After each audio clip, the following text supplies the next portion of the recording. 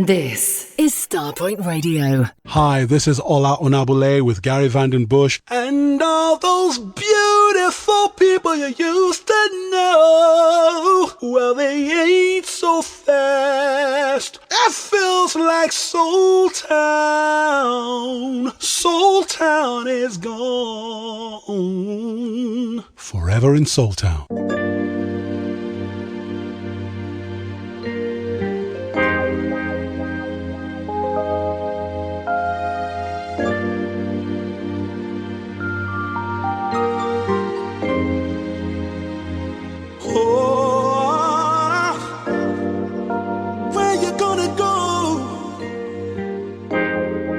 That Soul Town's gone. How you gonna do what has been so undone? Once you were hip, right at the tip, the very essence of cool. Street savvy and fly, stealing your eye. Thought you were nobody's fool. It's why I wanna know what you gonna say when they talk it down. That at the peak of its day, it was nothing but a plain Jane town.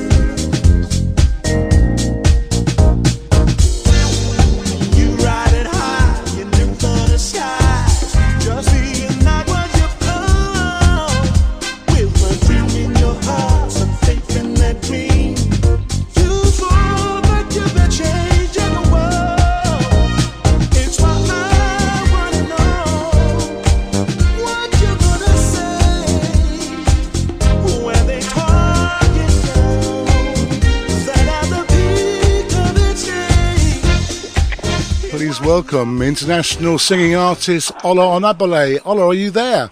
I'm here, thank you, sir. Nice to have you on the show, Ola.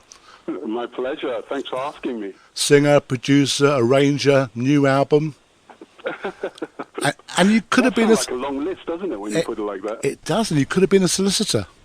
I know. Can you imagine? I'd have been making effective change on the world, especially at this particular moment in time. That would have been interesting. So you tour the world. That's incredible how you do that. Yeah, I mean, it's probably the most exciting part of it all, you know, turning up and sharing, you know, all of these songs with a new, unsuspecting audience. I love it, you know, wouldn't give it up for the world.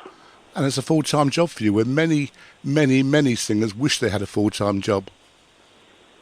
I'm incredibly lucky, and I'm probably the luckiest part of the whole thing is that I have a phenomenal manager, Maria, who who dedicates all of her time to making sure that we can get all the songs out and get a band, wherever it is that we need to be so we can play the stuff. And she's been doing that for over 2 decades. So I'm a very, very lucky chap indeed. She's the only person I know who stands up to type. Do you realise this? I know, yeah, absolutely. That's exactly how she lives her life. So let's start off with Soul Town. So we met through Soul Town. Gary Spence originally said to me that he was going to see you at Pizza Express, I think, and he said you always sell out wherever you go. And I said, I've never heard of it. I know it sounds embarrassing. This was a few years ago. He said that. I said, what song does he end with? And he said, oh, Soul Town. Do you know? I don't think I do. And then obviously checked it out and thought, this is incredible. We could make this into something fantastic. And of course, Nigel Lewis, Colin Watson, Mark Mulrow, and Dries Boone came on board, didn't we? And Absolutely. we got a #1 soul hit with it. And from then on, you moved forward and progressed forward into different musical fields like jazz world now. Absolutely, yes. It was an incredibly exciting period. I didn't see it coming, as you said. We didn't know one another, and then this whole amazing rebirth for the song and for my relationship with the soul fraternity and sorority. Rekindled, amazing. Every time I speak to you, I just, I want to start off by saying thank you. Oh, that's my pleasure. Because you had a lot of faith in that, and I know it was a bit of a hard one for us to wrap our heads around because we didn't understand the whole remix, culture and everything. But thank God. We weren't silly enough to say no. Well, it did take a bit of persuading. Let you weave your magic. It did take a bit of persuading. You had a Rottweiler there as your manager, and I had to persuade her. It took 6 months of persuading, believe me. And was it 6 months? Yeah, about that. And I'm sorry, Gary. No, it's all right. She's a tough one to break down. I always got some bones in my bag. And I just feed her a bone, and she's great. And it all worked out beautifully in the world in the end, and absolutely fantastic. That's one of those memories that when I'm 80 something or the other, and I'm sitting in my rocking chair, a chair, and people just catch me having a secretive little smile to myself. I'll be thinking about what we did with Soultown and the exciting times that you helped make happen. Oh, thank you. And singing at Caister, do you remember that as well? And singing at Caister, absolutely. And I don't know if every day at Caister was like the day that I was there, but it was nuts. Everyone was dressed in, I think it was the Studio 54 or something, was the theme. Or Space Aliens or something like that, wasn't it, I think? Yeah, it was just mad. And I just thought, wow, what an incredible world this is. I mean, all the tunes that you'd ever heard when you were growing up being danced to by people dressed in the wildest clothes. Who could want more? Well, I don't know. I don't think your manager was too happy watching them all dressed up. So, what's going on here? This is weird. So, Pointless, the new album. Now, apparently it's a true story. Can you tell us about it, please? It is, yes. It was something that someone sent to me on a video.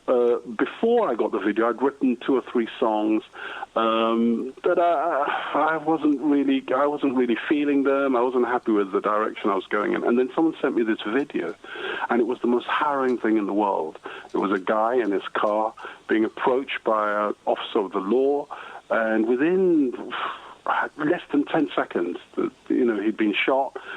And the reason why we could see it was because his wife was filming the whole thing, and in the middle of the kerfuffle and whatever, the camera spins around and we see the kid on the back seat. And I just thought, oh my God, this is what I've got to write about.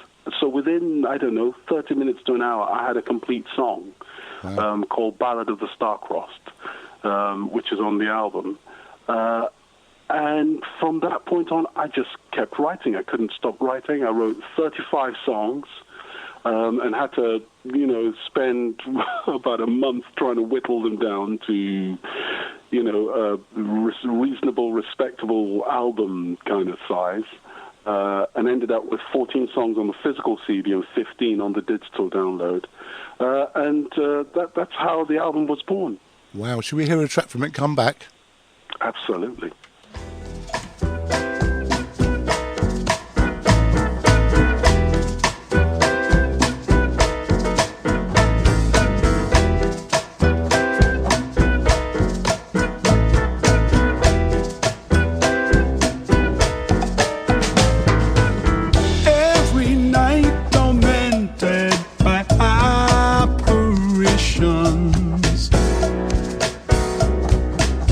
Informs the new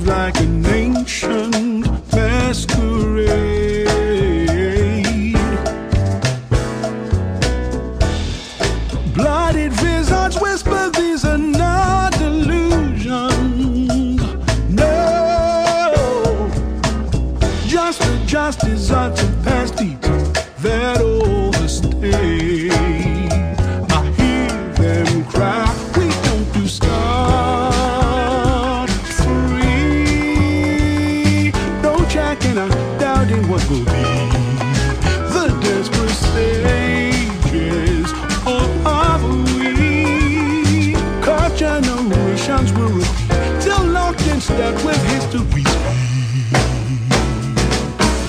We'll tell the old story.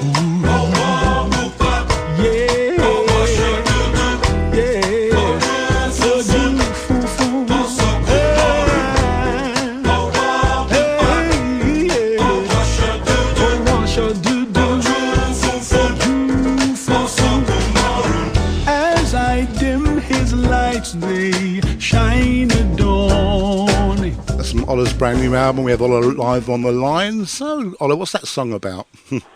The Old Story is a song about a guy who, has the power to do anything in the world he wants to, to his neighbors, himself, his friends, whatever it is.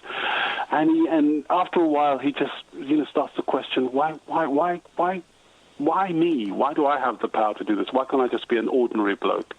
And so it's his dilemma, it's his confusion that I'm trying to capture in the Old Story. Wow. So the albums were released on CD on your own label, which you can get from your website, I believe. Is that right? You can get it on my website. You can get it off Tidal, Spotify, Apple Music. You can get the CD, physical copy off Amazon. So anywhere you buy your music, we're already there. So yeah, cool. That's great, isn't it? Go out and do so. Any vinyl coming of it? We hope so. We're watching how things go. I think Maria's going to decide on that a little later down the line. But yeah, it's certainly in the plans. And you just did a series of Al Jarreau concerts, tribute concerts, didn't you? Yes, with a big band in Germany, one of their kind of premier big bands called the SVR or the SWR big band.